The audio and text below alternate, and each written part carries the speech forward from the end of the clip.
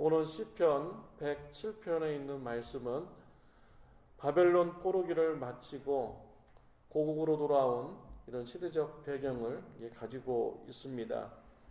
시편 107편 시작은 여호와께 감사하라라는 이런 명령으로 시작되고 있습니다.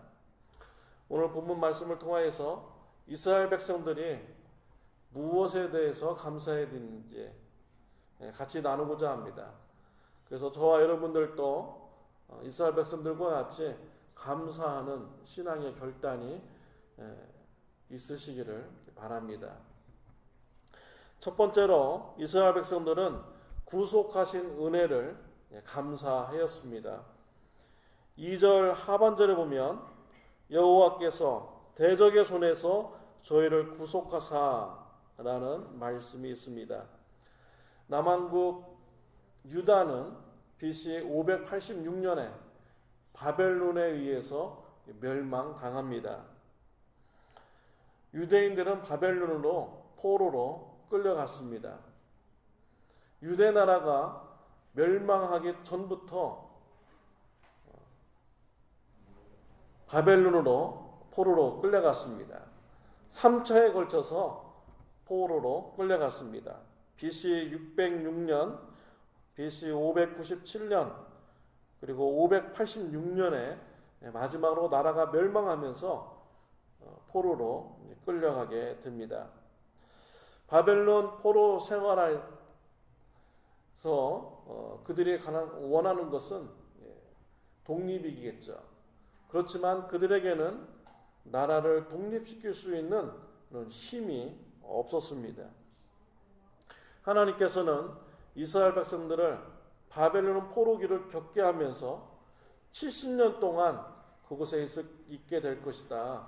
70년 후에 다시 예루살렘으로 돌아오게 될 것이다. 라고 이렇게 말씀을 해 주셨습니다. 바벨론이 페르시아에 의해서 멸망당합니다. 그리고 고레스라는 이 왕이 칙령을 발표해서 유대인들은 다 고국으로 돌아가라 라고 이렇게 명령을 내립니다. 이랬을 때도 3차에 걸쳐서 고국으로 귀환하게 됐죠. BC 538년, 또 BC 457년, BC 444년에 걸쳐서 고국으로 유대인들이 돌아오게 됩니다. 누가 이스라엘 백성들을 해방시켰습니까? 고레스라는 왕이 해방시켜 주었습니까? 아닙니다. 하나님께서 해방시켜 주셨죠. 하나님께서 포로로 끌려갈 때 70년의 기간을 정해 놓았어요. 기간이 차자 하나님께서는 다시 유대인들을 예루살렘으로 귀환시키게 된 것입니다. 하나님께서 대적의 손에서 이스라엘을 건져 주신 것입니다. 유대인들은 이런 하나님의 구속의 은혜에 대해서 오늘 본문에서는 감사를 드리고 있습니다. 유대인들이 포로 생활을 하게 된 이유는요, 죄 때문입니다. 우상을 섬기고 하나님보다 세상을 더 사랑했기에 하나님께서 그들을 심판을 하신 것입니다. 죄의 심판을 받은 후 유대인들은 정결한 모습으로 다시 예루살렘으로 돌아오게 된 것입니다. 유대인들이 받은 구속의 은혜를 오늘날 저와 여러분들도 동일하게 받았습니다. 우리는 전에 죄의 노예였습니다. 마귀의 노예였습니다. 죄의 심판을 받는 자들이었습니다. 이런 우리를 하나님께서 불쌍히 여겨 주셨습니다. 예수 그리스도를 이 땅에 보내주시고 예수님이 우리의 죄를 대속하여 주셨습니다. 예수님의 피 때문에 저와 여러분들이 대적의 손에서 노임받게 되고 죄에서 해방되는 이런 은혜를 받게 된 것입니다. 우리에게 구속의 은혜를 베풀어 주신 하나님에 대해서 감사할 수 있는 저와 여러분들이 되시기를 바랍니다. 또 두 번째로 모이게 하심을 감사하였습니다. 3절 말씀에 보면 동서남북 각 지방에서부터 모으셨도다 라고 했습니다. 유대인들은 하나님께서 유대인들을 이렇게 한 곳으로 모이게 해주신 것에 대해서 감사드렸습니다. 유대인들이 바벨론 포로로 끌려갔습니다. 바벨론에서 어느 한 거처에서 같이 살았어요. 그러나 시간이 지나자 이 유대인들을 전국 방방곳곳으로 흩으셨습니다.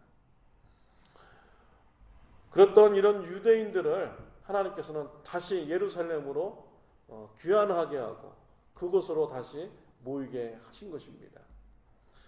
에스더서에 보면요, 유대인들이 바벨론 또 페르시아 전국 곳곳으로 흩어져서 살았던 것을 우리가 볼 수가 있습니다. 하만 장군이 모르드기에라는 유대인을 굉장히 싫어했습니다. 그래서 그 민족을 다 죽여버리려고 작정을 합니다. 페르시아 왕 아하수로 왕의 마음을 현혹시킵니다. 그래서 칙령을 내리게 합니다. 아달월 13일 그 하루 동안 유대인들을 죽일 수가 있고 또 그들의 재산을 다 가져갈 수 있다라는 칙령을 받아서 전국 방방곳곳에 다 붙이게 이렇게 하였습니다. 이것을 볼 때 유대인들이 한 곳에 모여 사는 것이 아닙니다. 페르시아 나라에 많이 흩어져서 이렇게 살았던 것이지요. 그런데 에스더와 이스라엘 백성들이 금식하며 하나님 앞에 기도했습니다. 그래서 은혜 베풀어 주십니다. 하나님께서 아하수로 왕을 통해서 다시 칙령을 내리게 하죠. 아하수로 왕은 한 번 내린 명령은 거둘 수가 없어요. 그래가지고 또 다른 칙령을 내리는데요. 그 아달월 13일 날 유대인들은 모여서 자신의 생명을 지킬 수 있고 자신들을 공격하는 사람들을 죽일 수 있는 이런 권한을 준다라는 칙령을 내리게 됩니다. 그래서 이 칙령도 전국 방방곳곳에 다 이렇게 붙이게 하였습니다. 에스더서를 통해서 볼 때 유대인들은요, 한 곳에 모여 살지 못했습니다. 여러 곳에서 흩어져서 이렇게 살았던 것이죠. 그런데 하나님께서 은혜 베풀어 주셔서 그들을 다시 예루살렘으로 모이게 해 주신 것입니다. 유대인들은 자신들을 이렇게 모이게 해 주신 하나님의 은혜에 대해서 감사를 드린 것입니다. 우리는 지금 교회에 모여서 우리가 예배를 드립니다. 교회라는 단어 원어는요, 에클레시아입니다. 세상에서 불러내음을 받은 사람들라는 뜻이죠. 하나님께서 세상에서 저와 여러분들을 불러서 이곳으로 모이게 하셨습니다. 하나님께서 유대인들을 왜 예루살렘으로 다시 모이게 했습니까? 제사장 나라로 쓰기 위해서 모이게 하신 거죠. 그래서 유대인의 후손을 통해서 예수 그리스도가 탄생되게 하시는 이 구원 사역을 이루셨습니다. 하나님께서 저와 여러분들을 이 교회로 모이게 한 것은요, 제사장으로서 사명을 감당하기 위해서 모이게 한 것입니다. 제사장은 하나님과 사람들 사이를 연결해주는 이런 사람이죠. 저와 여러분들을 세상에서 하나님과 인간 사이를 연결시켜주는 이런 제사장으로서 사용하기를 원하시는 것입니다. 베드로전서 2장 9절에 우리를 향하여서 거룩한 제사장이라고 이렇게 말씀을 하여 주었습니다. 제사장으로서 쓰시기 위해서 모이게 해주신 우리 하나님, 그 은혜에 대해서 감사할 수 있는 저와 여러분들이 되시기를 바랍니다. 우리가 교회 모임은요, 우리 성도 간의 사랑으로 우리의 믿음을 지켜나갈 수가 있습니다.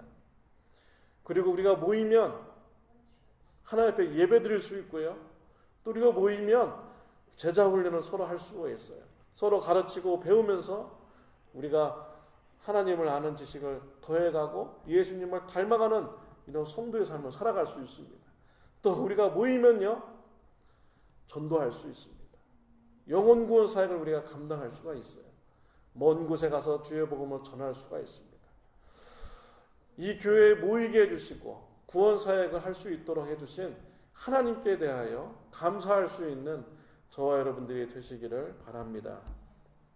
세 번째로 응답하여 주심을 감사하였습니다. 6절에 보면 이에 저희가 그 근심 중에 여호와께 부르짖음에 그 고통에서 건지시고 라는 말씀이 있습니다. 부르짖는다는 것은 기도하였다라는 것이죠. 건지셨다는 것은 기도에 응답하셨다라는 말씀입니다. 이 6절 말씀을 이해하려면 4, 5, 6절을 다 같이 보아야 됩니다. 무슨 근심이었을까요? 4절, 5절, 6절에 보면요, 이스라엘 백성들이 광야 생활을 했을 때 근심 가운데 있었다 하겠습니다. 물이 없어서 근심하고 먹을 것이 없어서 근심하였죠. 이 근심을 해가지고 원망하고 불평했습니다. 근데 모세가 이런 근심을 가지고 하나님 앞에 가서 기도했어요. 하나님께서 응답해 주셨습니다. 물도 주시고요, 아침에는 만나를 내려주시고 저녁에는 메추라기를 내려주셔가지고 40년 동안 공급하여 주셨습니다. 원망하고 불평하는 이스라엘 백성들은 기도 응답 받을 자격이 없어요. 그런데 하나님께서 모세가 기도하니까 응답을 하여 주신 것입니다. 또 바벨론 포로기로 끌려간 이스라엘 백성들, 그들의 기도 제목은 무엇입니까? 나라의 독립이죠. 다시 예루살렘으로 돌아가는 것입니다. 그들이 왜 바벨론 포로로 끌려왔습니까? 범죄하였기 때문에 그렇죠. 우상을 숭배하고 세상을 사랑했기 때문에 그렇게 심판받는 거예요. 근데 그들이 하나님 앞에 독립을 위해서 기도했는데 응답해 주셨잖아요. 70년의 기한을 채우자 다시 예루살렘으로 돌아오게 하여 주셨습니다. 그들은 응답받을 조건이 있는 사람이 아니에요. 자격이 있는 사람이 아니었습니다. 그럼에도 불구하고 응답을 해 주셨습니다. 하나님께서 응답해 주신 것에 대해서 이스라엘 백성들은 감사를 드린 것입니다. 저와 여러분들도 우리가 삶을 살다 보면 여러 가지 근심 가운데 우리가 있을 때가 있습니다. 그때 우리가 하나님 앞에 당연히 나와서 부르짖게 되죠. 왜? 너무 고통스러우니까, 너무 절실하니까. 근데 우리의 삶이 하나님 앞에 마음에 들지 않아도요, 하나님께서는 기도를 들어주시고 응답하여 주신 것입니다. 그렇기에 오늘날 저와 여러분들이 믿음을 지킬 수가 있는 것이지요. 기도 응답해 주신 이런 하나님의 은혜에 대해서 감사하는 저와 여러분들이 되시기를 바랍니다. 네 번째로 바른 길로 인도하심을 감사하였습니다. 7절에 보면 바른 길로 인도하사 거할 성에 이르게 하셨도다 라고 했습니다.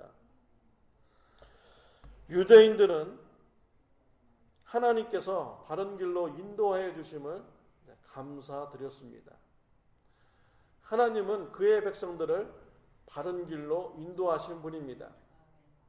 그의 백성들이 잘못된 길로 가면 때려서라도 심판을 해서라도 바른 길로 돌이키게 하시는 분이 바로 우리 하나님이십니다. 이스라엘 백성들이 광야에서 40년 동안 생활을 하였죠. 그들이 일주일이면 갈 수 있는 거리였어요. 왜 40년 동안 그렇게 광야 생활을 하게 되었습니까? 하나님 앞에 원망하고 불평하고 하나님을 온전히 신뢰하지 못하는 이런 믿음을 가졌기 때문에 하나님께서 그들을 심판하신 것입니다. 1세대가 광야에서 다 죽고 나서 이스라엘 백성들이 온전한 믿음으로 선 신앙 공동체가 되었을 때 그들을 데리고 하나님은 가나안 땅에 들어갔습니다. 바벨론 포로 생활을 왜 했습니까? 범죄하였기 때문이죠. 70년 기간을 거치면서요, 유대인들이 정결한 신앙을 가졌습니다. 오직 하나님만 믿겠다는 이런 신앙을 그들이 가졌어요. 회개하였습니다. 70년 후에 온전한 믿음을 가진 유대인들을 예루살렘으로 다시 모이게 하셨습니다. 하나님은요, 유대인들이 얼마나 잘 사냐, 얼마나 축복을 누리느냐, 이것에 관심 있는 것이 아닙니다. 얼마나 그의 백성들이 올바로 살아가느냐, 올바로 신앙생활하느냐, 이것에 관심이 있었던 거예요. 그래서 그들이 잘못된 길로 가면 때려서라도 바른 길로 인도하시는 하나님이셨습니다. 유대인들은 이러한 하나님의 은혜에 대해서 감사를 드렸습니다. 이와 같은 하나님 은혜는 오늘날 저와 여러분들에게도 동일하게 있는 것이죠. 하나님은 저와 여러분들에게 때려서라도요 바른 길로 가게 하게 하시는 분이 바로 우리 하나님이십니다. 우리가 물질이 많아서 교만하면 물질을 때려서 없게 하셔가지고 겸손한 마음 갖게 하고 하나님을 의지하게 하고 하나님만 바라보게 하는 이런 길로 끌어들이시는 분이 바로 우리 하나님이세요. 건강해서 범죄하면 건강을 때려서라도 하나님 앞에 회개하고 돌아오기를 원하시는 분이 우리 하나님이신 것입니다. 사람들 많아가지고 여기저기 만나러 다니고 이러면요 하나님께서 때려서 그 사람을 완전히 고립시켜서 만들어서 하나님만 바라보게 하도록 인도하시는 분이 바로 우리 하나님이신 것입니다. 하나님의 관심은요 우리가 얼마나 바른 길로 가느냐 이것이 관심인 것이죠. 말씀을 준비하면서 고등학교 때 우리 선생님 말씀이 기억이 납니다. 고등학교를 졸업하고 나서 제자들이 가끔 선생님을 찾아와서 이런 말을 한대요. 선생님, 제가 고등학교 때 왜 저를 때려주시지 않았습니까? 선생님이 저를 때려주셨으면은 제가 그때 정신 차리고 공부 열심히 해가지고 지금의 저처럼 되지 않았을 텐데 왜 그때 선생님 저를 왜 때려주시지 않았습니까? 라고 하는 이런 제자들이 있다라는 것입니다. 선생님이 수업 시간에 이런 얘기를 이렇게 해주시더라고요.